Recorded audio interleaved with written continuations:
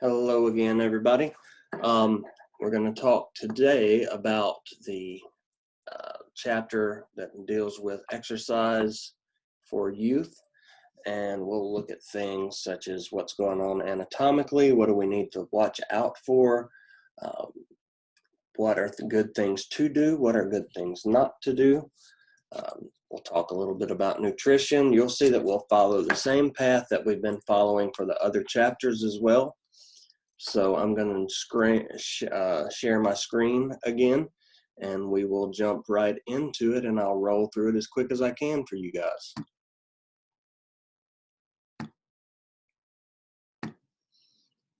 All right, you should be seeing the Chapter 4 PowerPoint dealing with exercise for youth. Let's jump right in.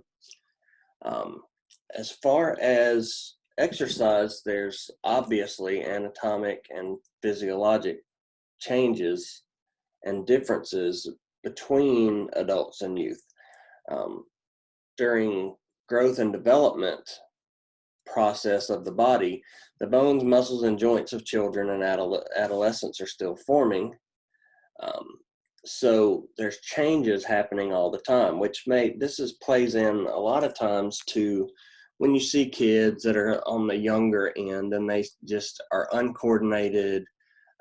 They're trying to get used to their bodies, and their body is constantly changing. So that kind of plays into this gawkiness and uncoordinated look a lot of times, is the fact that their body is changing so much. Something to note on this particular slide is that growth occurs in spurts. It's not a slow, continuous process. Some years kids will grow 6 inches in height. Sometimes they may grow 2.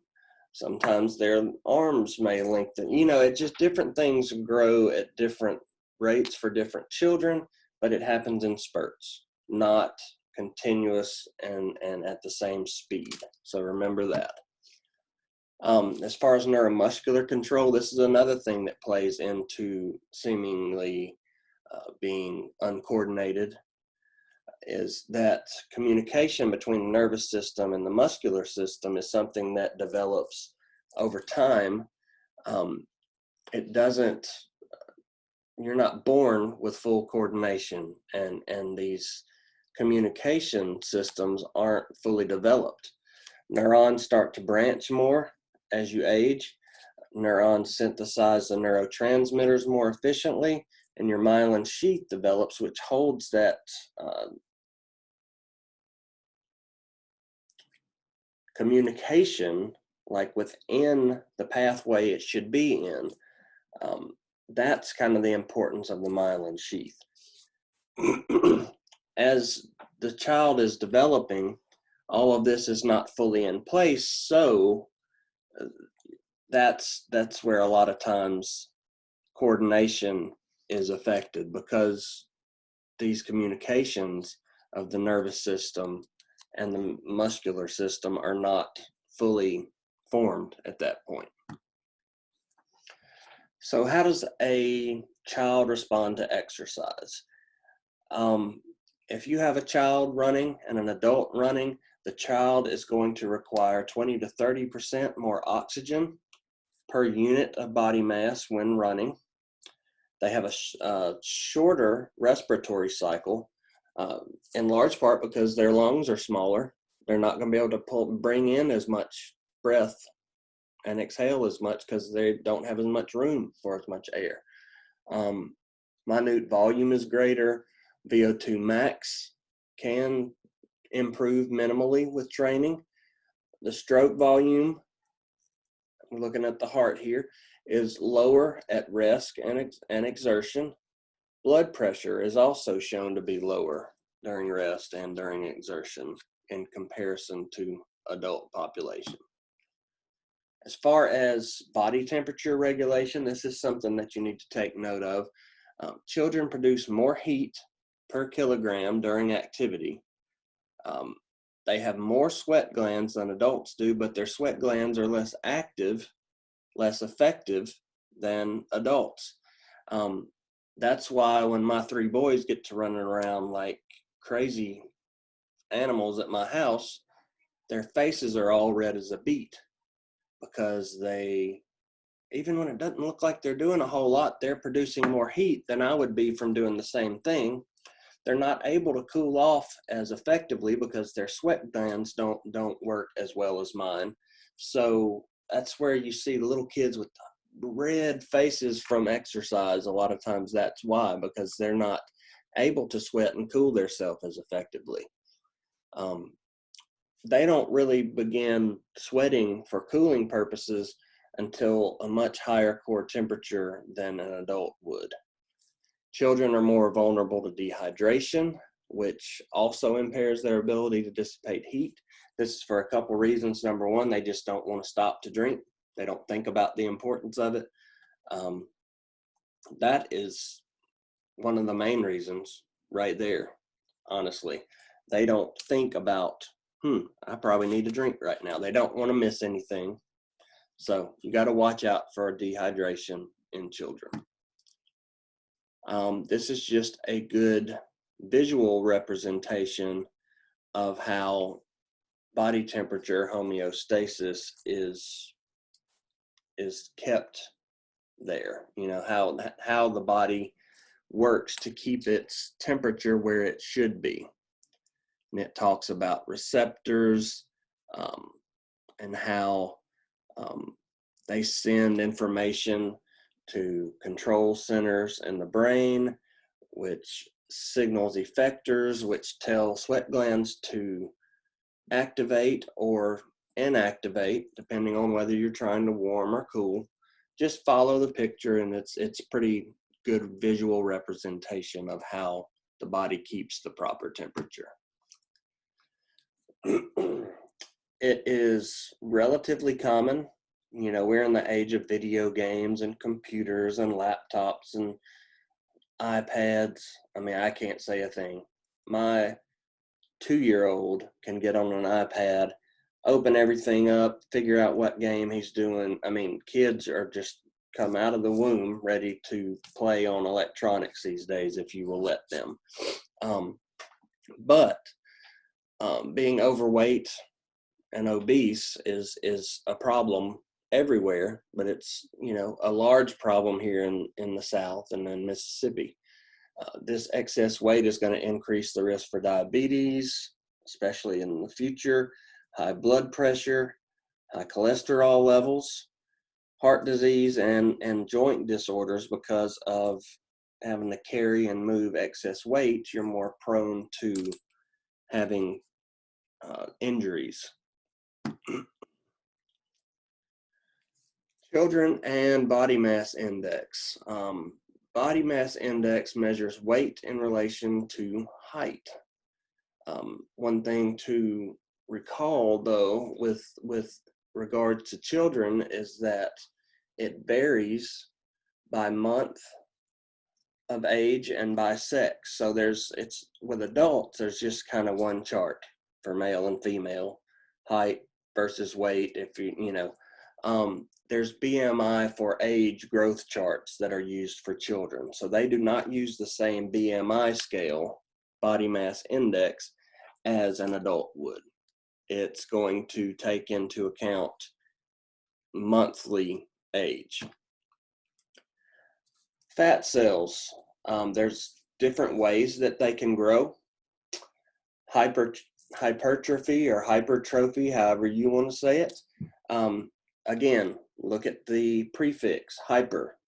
That means bigger, growing. Trophy, you want a big trophy. Let's think of it like that. We're talking about fat cells here. So hypertrophy is an increase in the cross-sectional area of a cell. So it's getting bigger around. Each cell is growing bigger around, bigger in size. Hyperplasia, as far as fat cell growth, is when the number of fat cells increases. So if you have hyperplasia in conjunction with hypertrophy, then you're getting more cells and they're growing. So that's when you see big difference in how someone looks and feels, because they're getting bigger and more fat cells. This here shows both. A is a good example of hypertrophy. Same number of cells, they've just grown in size. B would be hyperplasia. That's a good example of that one. So what are some factors that contribute to children gaining excess weight? Genetic factors can play a role. You know, if you look at me, my dad, my granddad, if you put us in a picture with our backs turned, you could hardly tell us apart. We have the same body shape. So yes, genetics play a big role in excess weight and general shape of the body, things like that. Environmental factors also play a huge role, especially a sedentary lifestyle. That brings your metabolic rate lower. You're not burning as many calories. So what you're eating, the fewer calories you're burning, the easier it is to overeat and start gaining weight. So excess energy consumption promotes weight gain. That means eating more calories than you burn in a 24-hour period will promote weight gain. Some precautions during exercise. We talked about how children and adolescents have difficulty dissipating heat because of their sweat glands not being as active. Even though they have more than adults, they're not as effective. So you want to avoid exercising in extreme heat and humidity and encourage breaks from activity. And again, when you're encouraging these breaks, you want to encourage drinking because they don't want to miss anything, don't want to stop. So that's something to remember when exercise is involved with youth. Youth also have increased risks for musculoskeletal injuries. They could have damage to their epiphyseal plates. That is those are the growth plates on the end of long bones. You can also have intervertebral disc ruptures and joint injuries. Now, I just talked about how children have a hard time cooling off. They also have a hard time warming up. They lose large amounts of heat when active in water. So say they jump in a swimming pool and are swimming and the water is just freezing cold. You really need to watch them for hypothermia because they have a hard time getting their heat up in water, which is just the opposite of not being able to cool down when they get hot. So they have troubles on both ends of the spectrum. In order to prevent problems with this, you just want to get them to exit the water periodically. That kind of takes care of that. As far as precautions during exercise, very rarely some young athletes have heart failure. Usually occurs following vigorous activity. You see stories about this because it is so rare, but you see it happen with football players and things like that. College age, you're getting a little above this youth, but most of the time when you see these heart failure issues, there's a genetic problem that has been there, probably wasn't diagnosed. So what are some barriers to exercise for youth? What's the first thing everybody wants to say? I just don't have time, lack of time. They may be self-conscious about their own attributes and competence. A lot of people, not just children, if you're very overweight, you need to exercise more than anybody, but you don't want to go to the gym because you don't want people to be looking at you and making fun of you and things like that. So that kind of is what it's talking about here, is being self-conscious. And kids are just mean a lot of times. So you can see how that could play into the self-consciousness about exercising. Some kids just don't like physical exertion. I see the differences in my own kiddos. You know, my 4-year-old, he'll run and jump and exercise until he can't do it anymore. My 7-year-old, when he starts getting hot, he just pretty much will tell you, okay, I think that's enough, you know. So you see where there's difference. Every child's going to be a little bit different. Another issue is peer pressure. Um, their friends may not think it's cool to exercise. So if they don't think it's cool, then I'm not going to do it. Some kids strictly don't have accessibility. They have accessibility issues. They don't have the chance to exercise. They're not able to get anywhere to exercise, things like that. There's a lot of good benefits that come from exercise. Like I say, this kind of goes across the gamut, not just for youth, but as far as youth, you're going to see a decreased risk for obesity, increased muscular strength, increases in bone density, and improved cardiorespiratory performance, improved psychological factors. They're going to feel better about themselves. They're going to be happier in general, especially if they're doing the proper type of exercise that's fun for them while they're doing it. And they will see a decrease in their risk for chronic disease moving forward. Usually don't have to have exercise testing for healthy youth participants. If it's done, you can usually use the same type tests that are available for adults. In children, you should expect lower absolute oxygen uptake, lower cardiac output, lower stroke volume, lower blood pressure, lower tidal volume, and lower minute ventilation. While you will expect to see higher relative oxygen uptake, higher heart rate, and a higher respiratory rate. As far as exercise, you want to make activities fun and non-threatening for them. Closely supervised resistance training, that's important. You need to really supervise children if they're doing resistance training, because if they're doing it the wrong way, they can get hurt. A good way for them to exercise is high repetitions, low resistance. That's going to improve their muscular strength without having the possibility of injury to the joints and such.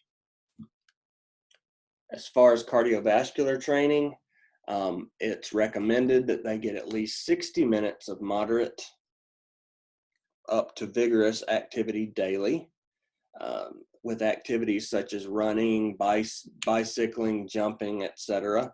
It's good to have this in a cool environment if possible, where they don't get overheated. Resistance training, if it's offered, again, you need to closely monitor. 3 days a week is a proper amount.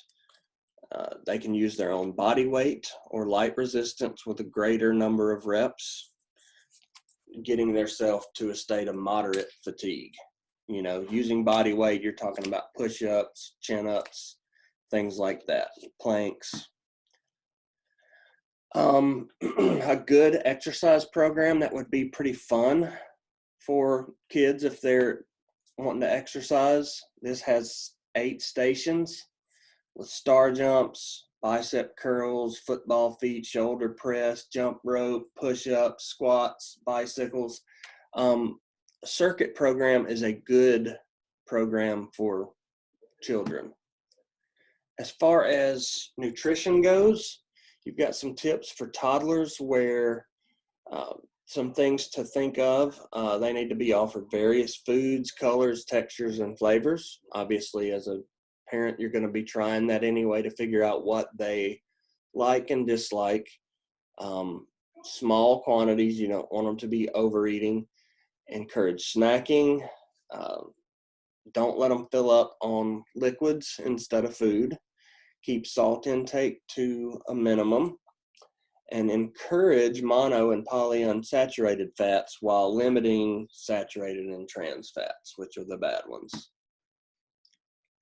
This is just a chart showing energy requirements for boys and girls. This is the BMI play of this picture. Basically, a BMI chart is what you're looking at with relation height versus weight, and it shows where they would be. That was a hard chart. It didn't really explain exactly what it was showing there, because it didn't have anything that had to do with age by month and things like we already talked about the BMI having. So just disregard that previous slide and not worry about that for testing. This is recommended. These pictures are not syncing up with what is on the top of the slides here, guys. This is showing what blood pressure should look like for individuals, boys versus girls, systolic blood pressures, 95 percentile. Interesting picture, but not anything that I am going to test you on either. As far as school-age children, their energy needs are going to increase as their size increases, obviously. Recommended daily allowance for carbs is 130 grams a day. Recommended daily allowance for protein is 1.05 grams per day for those 1 to 3, 0.95 grams for those 4 to 13, and 0.85 grams per kilogram per day. I should have said that on each of those for those that are 14 to 18. Not going to test you on that number either, but just to show that it changes.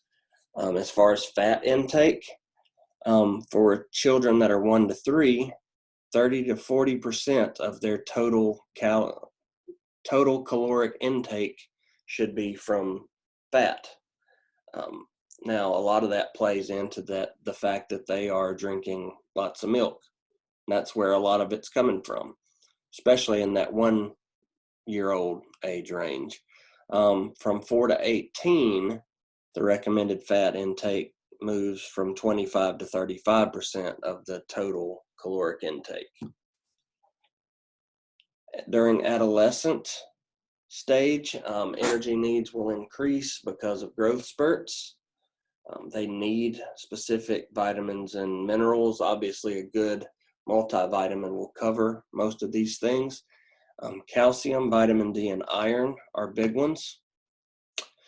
Something that comes into play a lot of times, normally in junior high to high school age, rarely earlier. And that's you start really running into peer pressure and such.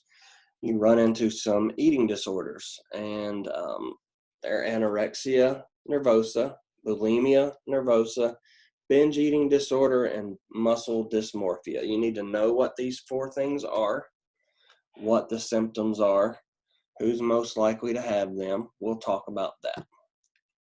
So anorexia is a situation where the individual feels like they are morbidly, grossly overweight, and they are not. They look in the mirror and see themselves as being disgustingly overweight, and they can't help it. But because of seeing that, it's characterized by self-starvation. Their body weight is less than 85% of the ideal weight, so they're going to be underweight, many times largely underweight. There's 2 subtypes of anorexia. The most common is restrictive anorexia, which is just the self-starvation. Sometimes there's binge eating and purging anorexia also seen. And the key here is that they're doing enough of the eating and purging that they are underweight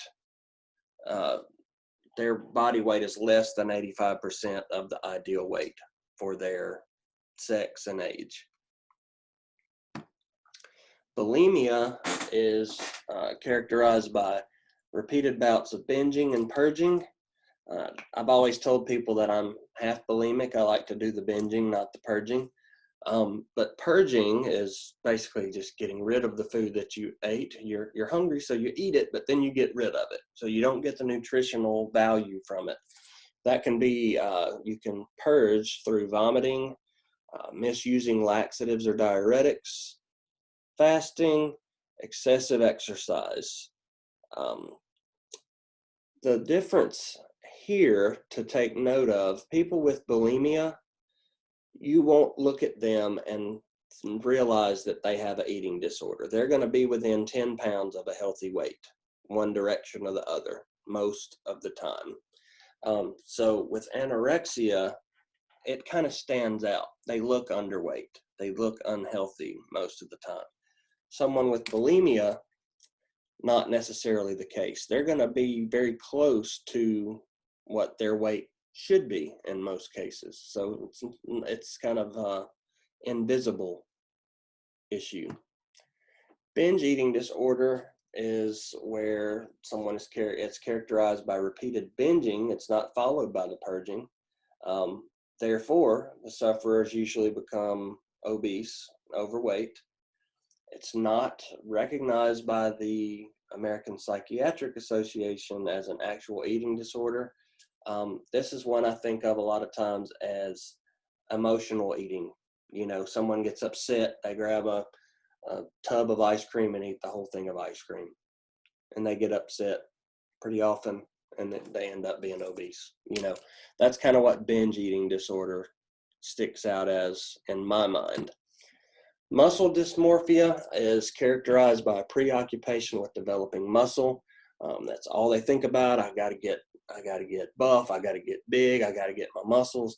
It's most commonly seen in males. They want to constantly work out and lift weights, thus having a high risk of joint and muscle injuries. So muscle dysmorphia, more commonly seen in males. The others are more commonly seen in females. Remember that. All right, that was the end of the youth chapter. We'll stop there for today, and I will get back with y'all with another video on the next PowerPoint soon. So hope you guys are doing well, staying safe. Get up with me if you need anything. Thank you guys.